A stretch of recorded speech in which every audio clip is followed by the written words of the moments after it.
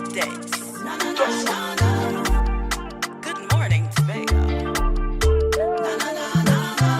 Wake up with Candace and Denicia. Let's go. It's a brand new morning. Rise up to a brand new dawning as the passion start to rise. Welcome to Good Morning Tobago on Tobago Updates, your source for current affairs in Tobago, Trinidad, and the region. With a perfect conversation to complement your morning routine, I am Candace Jackson, and let's get started with the news in 90 seconds. Tobago is expected to know the name and logo of its newest political party later today. Chief Secretary Fali Augustine will lead a meeting at a Shore Park complex this afternoon where registered individuals would vote on the party's name and symbol. There are 5 options for the party name, however, that is yet to be released to the public.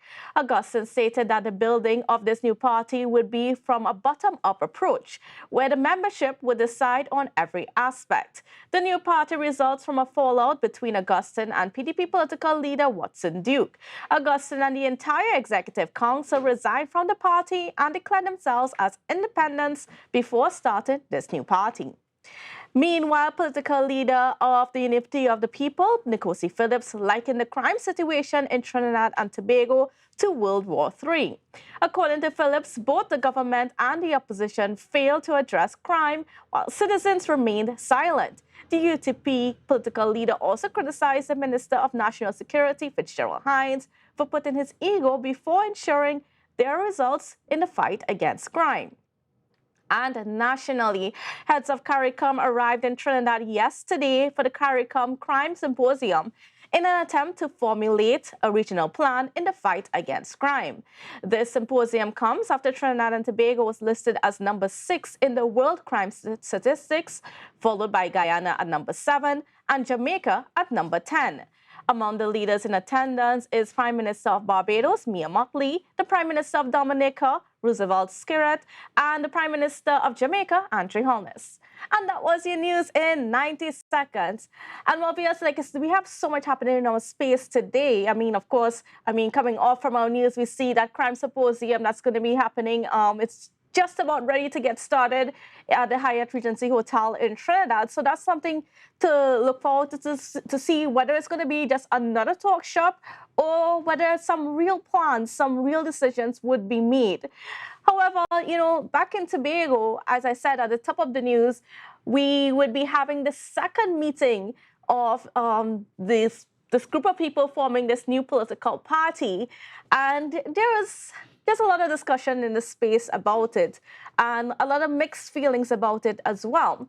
To give us a perspective, we have one man on set with us, none other than the economist, Dr. Vanus James, who was on board with, Chief Secretary Fali Augustine and Dave on the campaign trail in 2020 and 2021 and has turned out to be one of the biggest critics now of some of the decisions that were made since them being into power. So we're going to unpack a whole lot of that in the next hour here on GMT. So a special good morning and welcome to you, Dr. Vanus.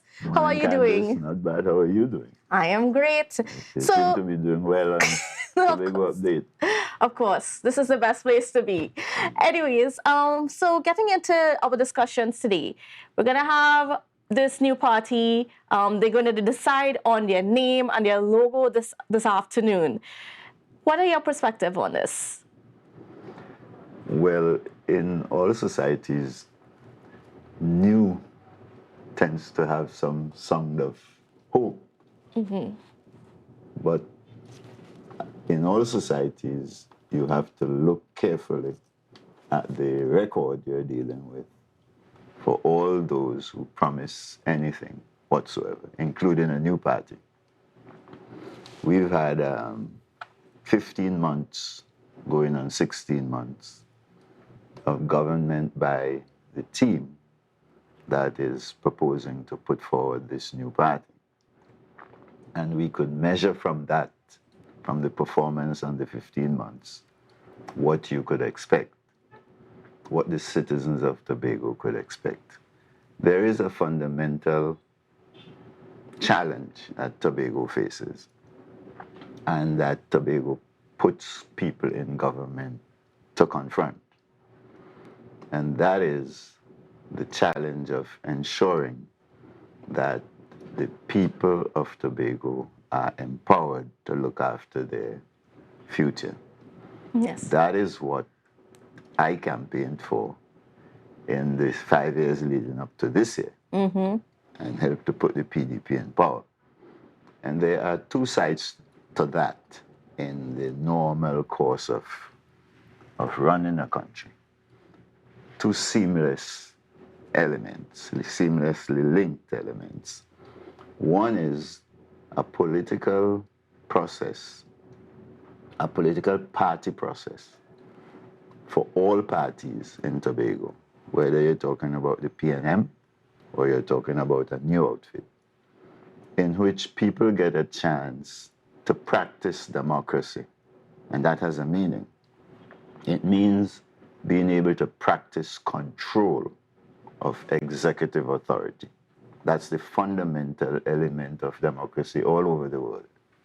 You put an executive in power in a party, you need to set up the arrangements in such a way that the representatives of the people in the party could control the executive of the party.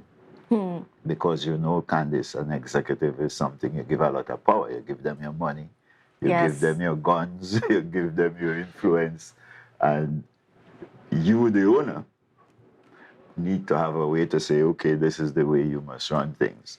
I want to stick a pin there. So one of the criticisms that Mr. Augustine and his team had against, the PDP was that the PDP ended up being a party owned by one man, led by one man. And they decided that after their fallout and whatnot, and realizing that they have to form a new way forward, they don't want a situation where one man leads a party. And that's why they've decided to go things this way and use this sort of bottom-up approach, using the words of Mr. Augustine. Let's take a careful look. Let's keep taking a careful look at what is required and what signals you can read from the evidence in front of you. Well, first of all, given that intervention,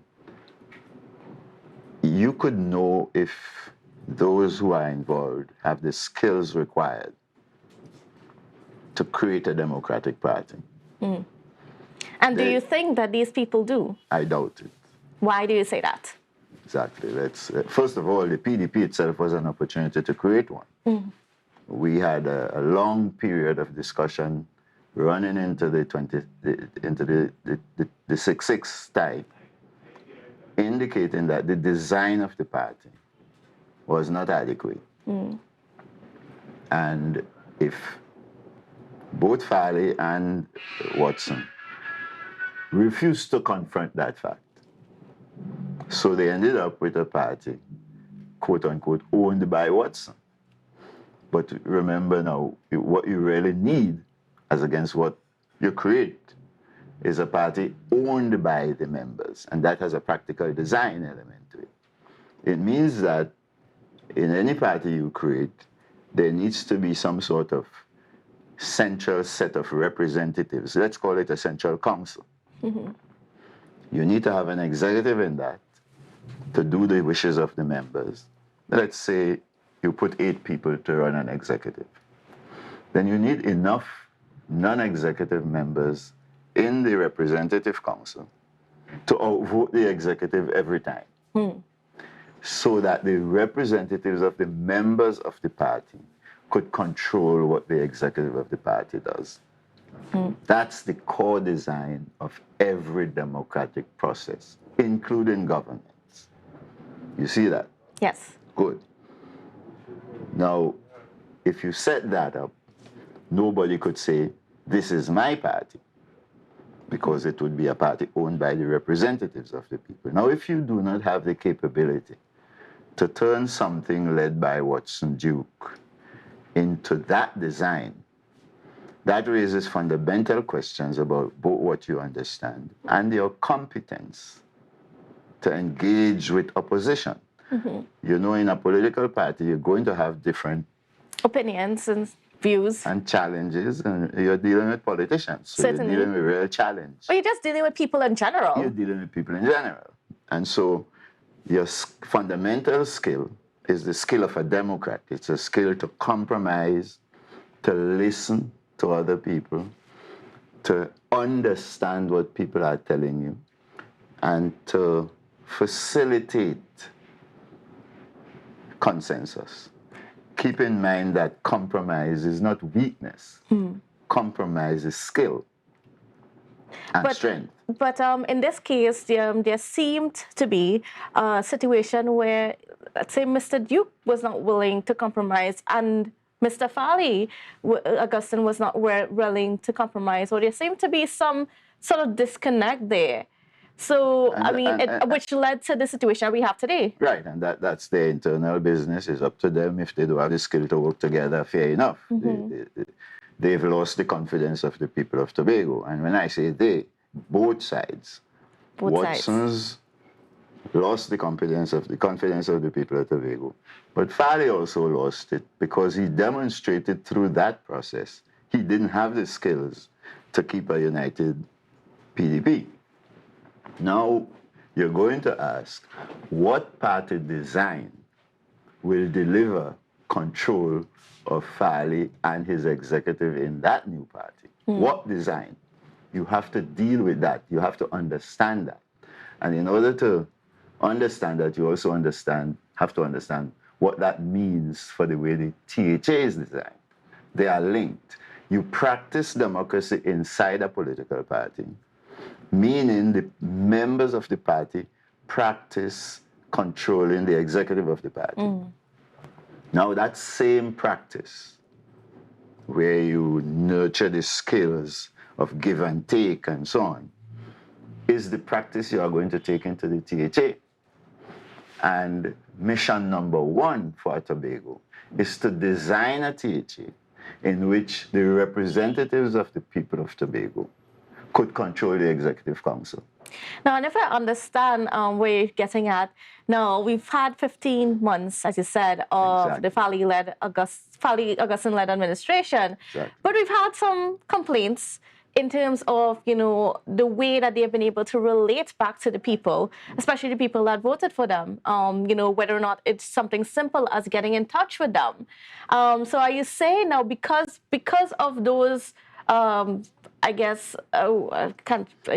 because of those missteps, they would not be able to form an effective political party? Well, the understanding is you act. Education is change behavior. You act in relation to what you understand. So if I were running the THA, mission number one, given the history of Tobago people, from slavery to now, my understanding of the nature of the challenges we face in Tobago, the need to pull the society together, and critically, the need to provide the population with proper opportunity to influence and control executive action, because they own the society. And this is, of course, self-governance you're leading to. Well, I can show you where that fits. That is not an automatic central issue in the way Robinson and Murray talked about it. Scientifically, the first concern is to design a system that allows the non-executive representatives of the people of Tobago to manage the executive, to oversee the work of the Executive Council. That should be very clear. But you still need to have a majority party operating. And so you have to design the THA, and you have to put it to the people of Tobago and explain it to them. You have to design a THA in which you have enough members so that you have an executive concentrating on doing the executive work, 8 of them, okay? And you need enough. Usually the multiple is 5 by 8. That will give you, say, 40. All right. What that really means is, if you had, say, 40 members in the THA, 21 of them would have to be the governing party. If you only have 8 executives, that will give you 13 non-executive members of the leading party, of the majority party. Enough members, in other words, to vote the 8. So the party coming in with a democratic practice in its own design would have members in the THA who are accustomed to practicing democracy in their party, controlling their party executive, who now have the task sent by the people of Tobago to control the executive council. And there would be 13 of them who could use their majority vote to outvote the executive council if they deem it necessary. Then, of course, you have the opposition. Say the opposition is the remaining 19. Yes. Okay. Well, what all of that translates to is if you take power with the THA and the THA Act as it is written, you have to understand the need for that design and what that has to do with autonomy and self-government.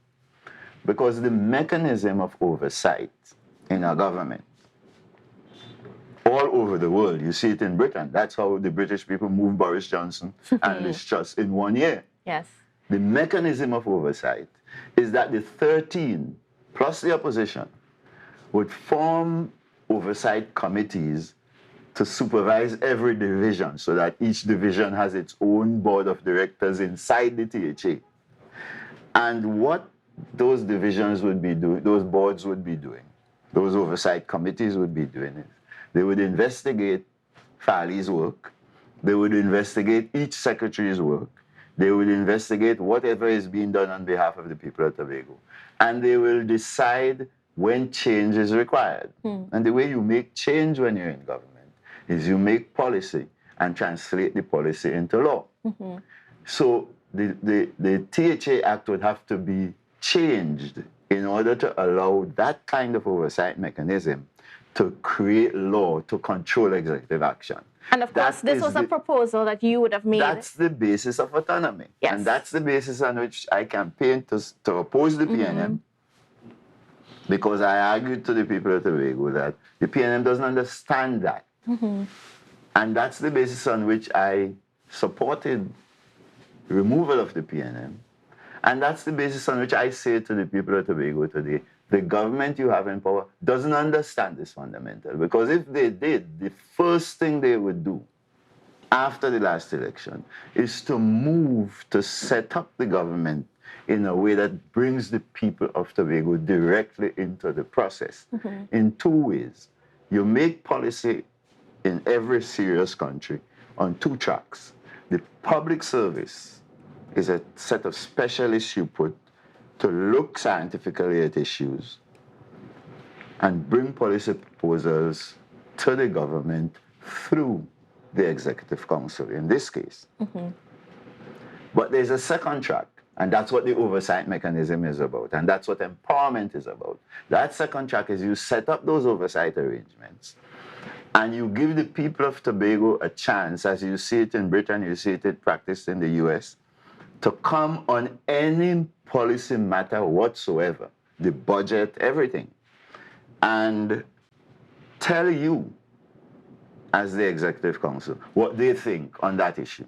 So just quickly, not to block you, we're going to do a budget this year. In New York City, you would have to take those budget proposals to the people 4 months ago. And you'd have to ask the people, what do you think about these proposals? And that's what is really required in a place like Tobago. You go to the people with the proposals in a timely way, and you say, this is what we propose for the budget. In another month and a half, you will be going to a budget. There is no way this government could say, we ask the people of Tobago what you want in the budget. It's our budget, it's not their budget. But there is no mechanism, and they made no move over 15 months despite advice. Now, what were the reactions when you gave that advice? And I know you would have repeatedly given that advice. Well, Farley told the public what his reaction was. He told the media, Dr. James doesn't want anything to do with the executive. He gave me advice. I take some, I leave some. What is the sum he didn't take? This proposal to set up the government of Tobago urgently to empower our people and keep the number one faith we have with us, with our people. coming out of our history, that is the single most important thing any government could do anywhere in the Caribbean. Because remember what slavery was. It's one man dictating to everybody else. Yes. And the way you get freedom is you turn that on its head and you let everybody else dictate to the one man who is the executive. So you put the executive in the slave master position and you put the people to tell him what to do, or her. And that is what you have to do first in Trinidad and Tobago, in Jamaica, Barbados, everywhere, if you want our people to come from the bottom of the world and rise to the top. Tobago is at the bottom of the whole Caribbean chain, economically, and for us to move forward, catch up with Trinidad and Tobago and so on. Step one, project number one in your development plan is to establish this mechanism of government. Now you could see the parallels there. Yes. The kind of party you set up informs us about the opportunity, the will to give an opportunity to the people to practice democracy in your party. But the kind of government you set up informs us about your will to give the whole of Tobago, not just your members, opportunity to practice democracy here and look after our future. And 15 months is more than enough time. That's why last year I gave them a 1 out of 10 in my grading. And 3 and 4 months later, I would still give a 1 out of 10 and more likely a 0 out of 10 for incompetence in the demonstration of your interest in what the people of Tobago really concerned about. Now, looking at how they are starting this new party, what does that mean for our governance right here in the THE? How does that translate into what can we expect for the next 2.5 years? Nothing. That's my point. If you have not done the work to establish the mechanisms, without the change in the law, it could be done. Establish the mechanisms for the people of Tobago to inform you as a government as to what to do. Then it really is signaling that your political party that you are forming is a way to look after your own interests, right? And in scriptural terms, in the light of the last campaign that we held, that is what the Bible would describe as deceit and desperate wickedness in high places. That's what biblical language. I'm kinder than that. I call it incompetence. But really, what it demonstrates is that you don't understand what you have to do for your own party to be part of an effective democratic process. And if you don't understand that you have to set up Tobago properly, how do you understand? How do you convince me that you understand what it means to set up a party properly? The two are seamlessly linked. You can't have a democratic party and an undemocratic government. That's what happened to the PNM. And the same campaign that I was willing to wage against the PNM, remember the PNM people called me vagrant? Oh, yes. The same campaign I waged against them is now required by the people of Tobago against this group of people who have demonstrated no capacity. Either they are incompetent or they are wicked. I don't say they're wicked. I will say they're incompetent because they clearly don't understand what is required for Tobago to get any chance to move forward in the Caribbean diaspora. So how do we get those people that know what is required to take Tobago forward in terms of governance? Continuous debate of this kind, continuous public education. The professors, the scholars, the researchers have to clarify it for you. You can't expect the typical citizen to be spending the time doing the work to understand the arithmetic of the design. So when you tell Tobagonians the THA is too small to do the job you need, you need to explain that. If you have an executive council with 13 of them, eight plus assistants, right? If you have that kind of government setup, the whole of the THA is an executive, minus Mr. Morris and his opposition senator, his opposition councillor. The whole THA is an executive, and there's no way for you to have oversight of that. Now, let me illustrate for the people of Tobago how that matters. Farley has signaled from time to time that he wants to reshuffle his government. Yes. But what does that mean? I, as Chief Secretary, am going to evaluate the performance of each of the secretaries and say, well, you're doing your job, you're not doing your job, let me move you around and so on. Good? He is Secretary of everything and supervises them. Question for the people. Who supervises Farley? Who reshuffles him? Britain answered that by kicking out Boris Johnson for incompetence and breaking the law. And Liz Truss. And kicking out Liz Truss for incompetence. Who evaluates Farley? There is an answer in the British, what is rarely called Westminster, which is not what this bogus thing we've designed here. What you set up are these oversight mechanisms, and you back that by having the majority. Britain has a parliament of 650 members. 30 of them is in the cabinet. So the non-executive members of the British Parliament outnumber the executive by so much. You could evaluate the performance of the Prime Minister and say, look, you're not doing a good job, out you go. If you don't design Tobago's government in such a way that the representatives of the people could control the executive, you don't have a representative government. You have executive government. You have authoritarian government. You know where that carry in Tobago? Heading right down the road where you see in Papa Doc's country in Haiti. That's where you're going if you don't fix this problem as a people. The people of Tobago cannot sit back and be mesmerized by the idea that somebody go form a party. We agreed to remove the PNM in a landslide. Pretty much all the seats were won. But what was it to do? To set up the government of the people of Tobago properly so that we could be empowered. That was the promise right up to the Saturday night before the election. We would empower you. That was the promise. Now, unless you were just talking through your teeth and didn't understand what you were saying, this amounts to betrayal. Yes. It's not fair that after 139 years under the thumb of Trinidad, you put a set of people in power with the commitment to let us deal with this properly. And for 15 months, you have said nothing to the government of Trinidad as to what we are really all about in the upgrade of the status of Tobago with respect to Trinidad.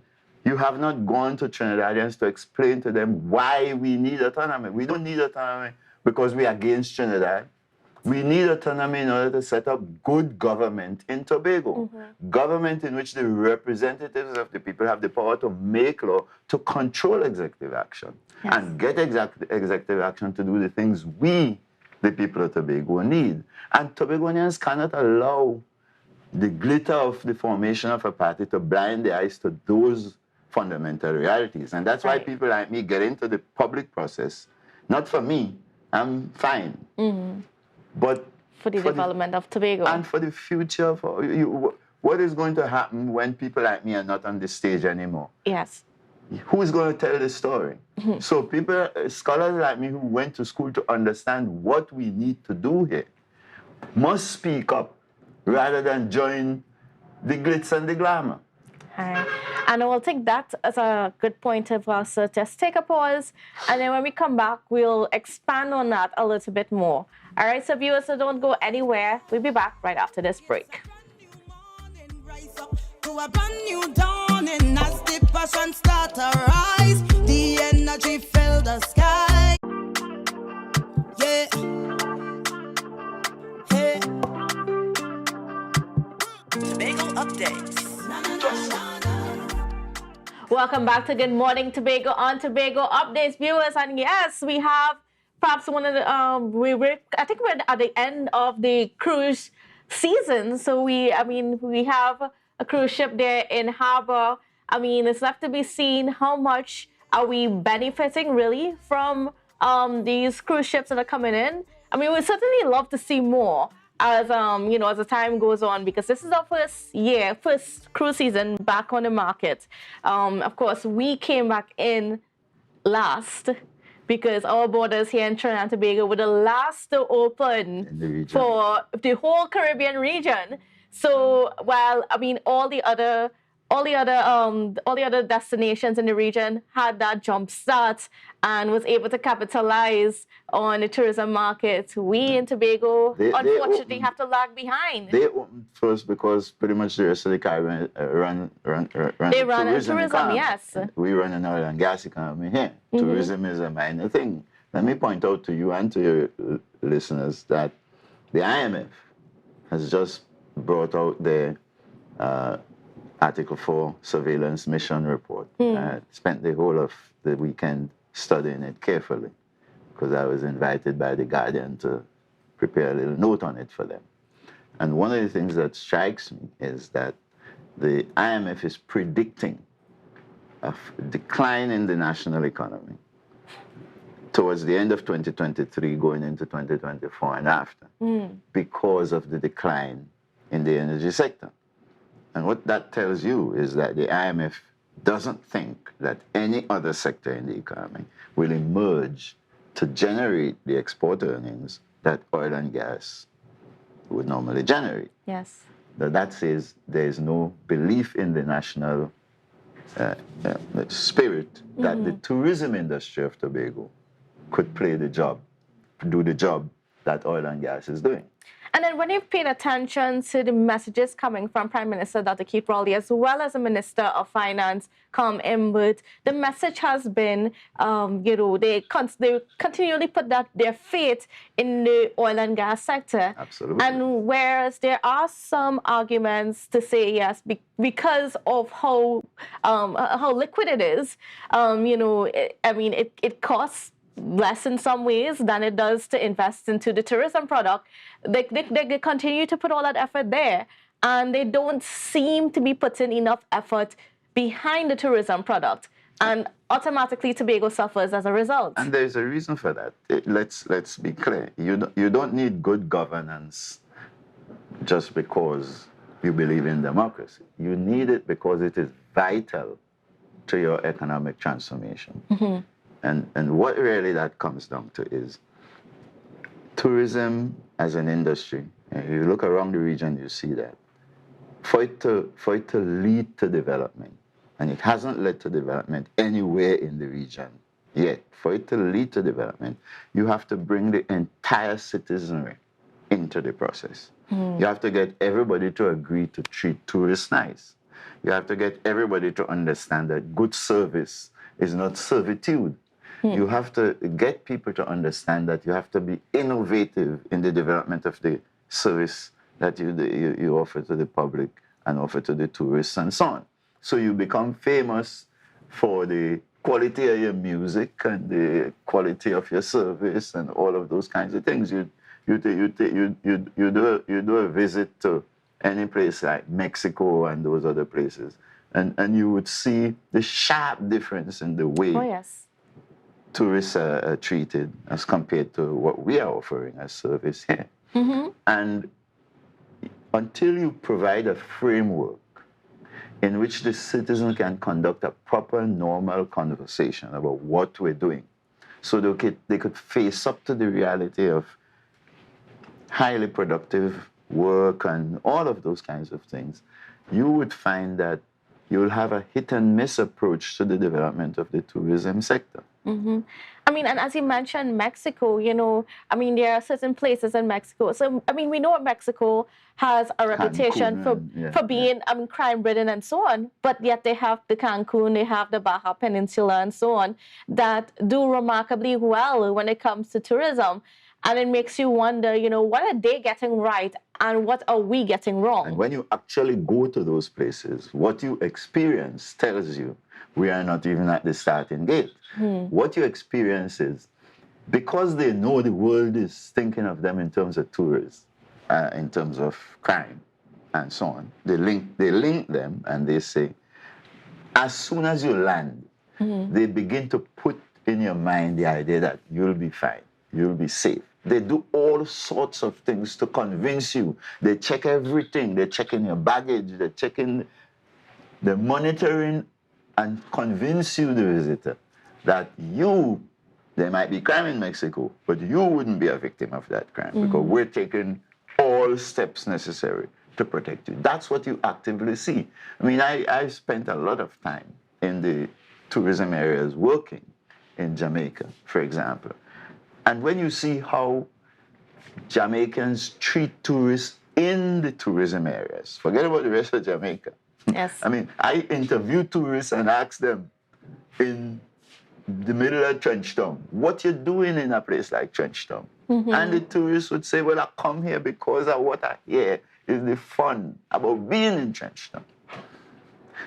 If you know how to treat people, you could allay their fears with respect to crime. Yes. What we have not cultivated is the art and the skill and the cleverness. And you don't get that by, well, let me put it positively, the only way you get that is by incorporating your citizens into a complete conversation about what is required to succeed. And you only do that if you have to succeed. They opened up before us because there's no other way for them to get foreign exchange. We didn't open up because we don't care that the tourism industry would become a central pillar. And then that has put Tobago at a disadvantage. I mean, because we're experiencing it now. I mean, it's easy to say that our figures are low compared to 2019, but when you look at the reasons why, you know, I mean, what can our governance do to improve that?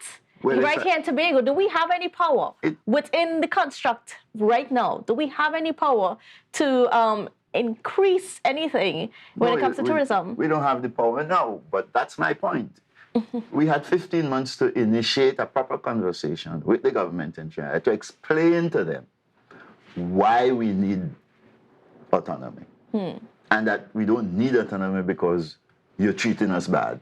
We need autonomy in order to set up Tobago properly, to play its rightful role in the national space. We need democracy in Tobago. You may keep going what you're doing in Trinidad, running a cabinet government. But we can't afford that if we are going to develop Tobago because we need all our citizens on board. We can't afford to run Tobago for half and leave out, say, PNM people, for example. You win in the election, but the PNM people are they're also red-blooded Tobagonians, and they need to be fully integrated into the governance process so they could make decisions in the interests of Tobago rather than simply in their own party interests. They may not know that in Trinidad, but here in Tobago, we need that approach in order for us to make any progress. So back in January, February, March, I remember telling Fally, the way you're treating Tobago contractors is the wrong approach. You've got to set up a proper team. It's nothing to do with them being PNM. They are Tobago contractors. When we went to court under Hochoy to win the dispute resolution money, it was because we said Tobago people not getting enough of the national pie. There was no thought in our head that you would pay out contracts to Trinidad contractors with the money we win in court, while Tobago contractors are under scrutiny for something that might have been done by the PNM. They are Tobagonians. You can't put the workers on the breadline. And so you got to be very thoughtful. We want the money to help them as Tobagonians. We didn't win the money for you to use it to fix people from Point 14. But how do we balance though that when we're only getting, let's say, about $300 million in developmental funding, or just less than? That is why you have to make a clear and adequate case about autonomy. You have to make it clear to the nation that because Tobago has to take its rightful place in national development, its tourism industry is the only way, if it's done properly, is the only way we're going as a nation in the direction of displacing oil and gas revenues. You have to persuade them about that, and you have to be able to say, this is what autonomy means in terms of the development budget of Tobago. The development budget of the country must be allocated in such a way that it would allow us to invest properly in the development of the tourism industry in Tobago. You have to be able to make that case. And you have to persuade the national community that in order to do that, we need to run a democratic government in Tobago, no matter what you are doing in Trinidad. And if you make that case, you will be able to clarify to the country that the development budget of Tobago has to be somewhere in the region of the 2 billion. And here's how it could be done. You have to sort out the boundaries, right? So that you're allocating your development budget, taking into account the geographical space for which Tobago is responsible. Not the little 6 mile around the island, but everything north of the median line.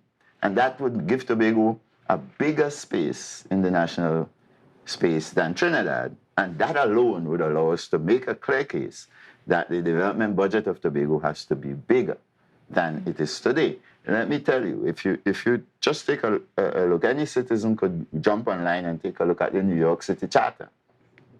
And you would see how the development budget of New York is allocated. It's allocated based on the share of the population and the space each borough is responsible for. So you could do the same thing here. It's standard around the world. Economists have long understood that. So what you do is you define the boundaries properly, as we see ourselves naturally. Trinidad is clearly not north of Castara. Certainly not. Right? Its boundaries end somewhere where Tobago starts. Yes. Right. And so once you understand that and you set the boundaries right to deal with how we naturally view ourselves, both as Trinidad and as Tobago, you would be able to make a case to your nation and to your world that the efforts that all of this boundary setting is going to enable is going to be properly and justly funded. Trinidad would not be disadvantaged by proper funding because of the responsibilities Tobago has. We have a blue economy to run, north of Tobago. You can't run that on $300 million of development spending. We have a greening of the Tobago economy, solar energy and wind energy and so on, even nuclear. You're not going to be able to move in those directions on behalf of the nation. I mean, if you do it properly, we could export energy to Trinidad when the oil industry declined down there. Well, we were supposed to be exporting energy to Trinidad or elsewhere with Cove. That was a promise made, I don't know, 10, 12 years ago. However, we're yet to see that happening. They never believed in it. We're still having challenges in servicing Tobago itself. They never believed in it, I could tell you. Because I remember when I was advising Ho Charles, we went to the government in Trinidad and made the case that we ought to make Tobago, this is back in 1997, the pilot project for renewable energy development in the country.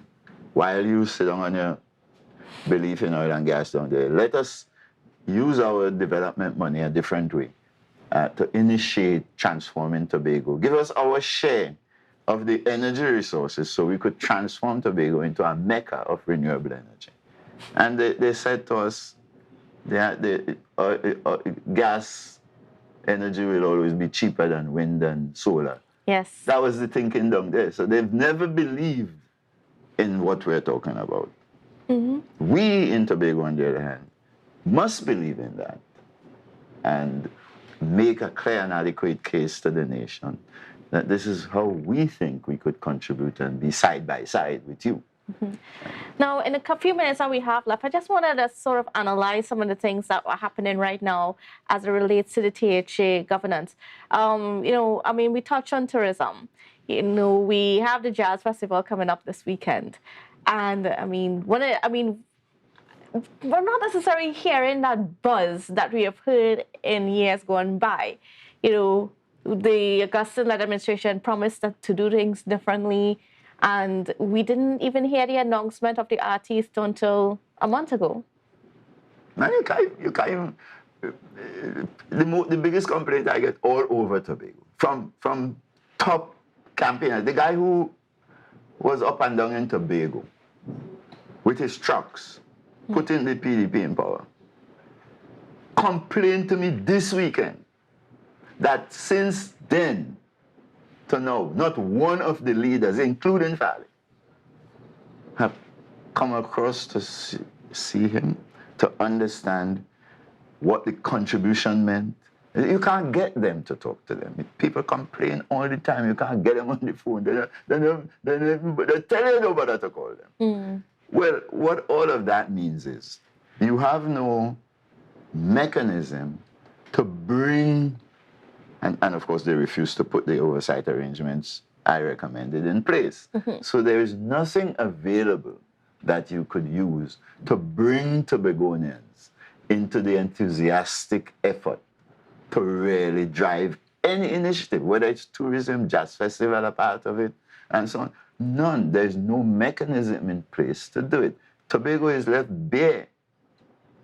And as long as that is the way we're going, even the jazz festival, as great as it could be, would be hit and miss. You have to get the whole national community into the drive. When I get to call my friends in New York and say, come to Tobago, we're doing a great thing on the jazz festival. You're not going to get enough of that if you're alienating people on your governance framework. We had a start of the 3-year plan to engage the island in a customer service training to improve the way we do business here in Tobago and improve the interactions between proprietors and customers. And how do you evaluate this so far? Do you think that this would be effective and this is what we need, or is it going to work? Well, two things. One, we proposed this training when the PNM was in power. Yes. And it's good to see somebody understands that it needs to be done. But you don't develop with a project. You develop with a process. And at the heart of that process is your mechanism for consensus building.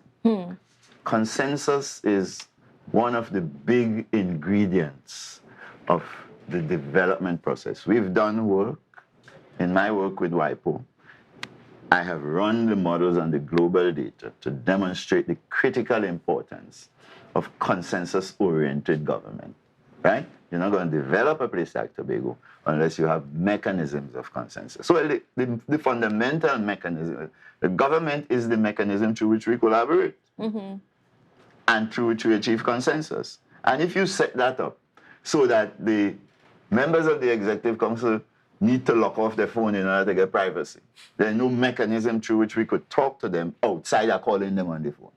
I don't try because that's not the way we should run the government. But the typical citizen will try. And they're not going to get them. So you're not going to have any mechanism through which consensus could be built. And in the absence of those mechanisms, the public learning that is required to translate a course into culture, into the normal routine behavior of citizens in engaging with the delivery of high-quality customer service will not be there. Today still, when I go into a store, I get the same long face. We're bothering to come here for, right? They're trying in the hotel plant. I go to them and use them. Oh, and yes. they're trying in the hotel plants. But it's the whole culture, because tourists wouldn't just come and go in your hotel. They'll go up and down in your stores. And then, that's the thing, is that a lot of people in Tobago don't really understand how everything is connected to the tourism product, every part of it. Whether you're just working in a government office or whether you're a shopkeeper, all of it is connected. And who tourists are? Remember, when I was young, a tourist was a white person. Yes. But now, a huge chunk of them are people from the diaspora. Yes, they are. Right? They come as your family. They stay in the hotels. And you hear them complaining about the experience that they get. And all of that means you cannot shape high-quality customer service for visitors who you think might be white. And forget that the people you encounter who are not white might be tourists and need high-quality training. So you've got to get the culture into understanding the quality of service as against the demands of servitude. When I treat my diaspora brother well, that's not servitude, that's not slavery. Is there any connection between that culture of customer service and then the way that we do governance? That's my point. You have to get the society practicing democracy. Development, democracy, high quality customer service, they're all the same thing. Compromise in a dialogue inside a political party is not weakness by the person who compromises, it's strength and love and skill. Right? And that's the same spirit you have to take into normal business management and all of those kinds of things. You running a business, I have a pretty sizable business operating in Trinidad. And I train, meaning put them in class, train my customer service specialists in how I want them to deal with my customers. I don't leave that to any chance. But in that training, there's real back and forth. Yes. They come to you and they say, well, this is how we think the thing should work if we're going to succeed in getting our customers to come back and buy and respond to our ads and so on. So customer service, especially as innovative customer service for tourism, is a national project, is a social commitment by citizens to each other to practice democracy in a proper way. It's all part of the one single overall conversation. If you run a dictatorial government, as we are running, still, it's the same type of government the PNM was running that this bunch is running.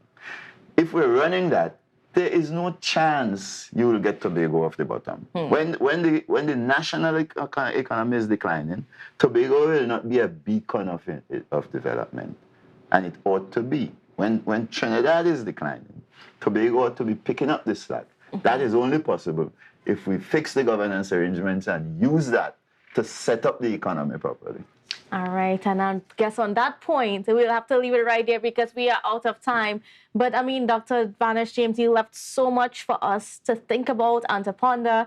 And I really hope that people watching, no matter what political side you hold on to, there are things that we need to consider when we're talking about governance, how we develop Tobago, how we take Tobago forward, because all of us are involved in making sure that happens. Fantastic. Even if you're not a member of a political party. Even if you're not a member of a political party. Exactly. You know, the governance, it does involve all of us. Correct. All right, viewers. So thank you for watching and thank you for staying with us. I hope you have a safe and wonderful day, and we will see you again tomorrow.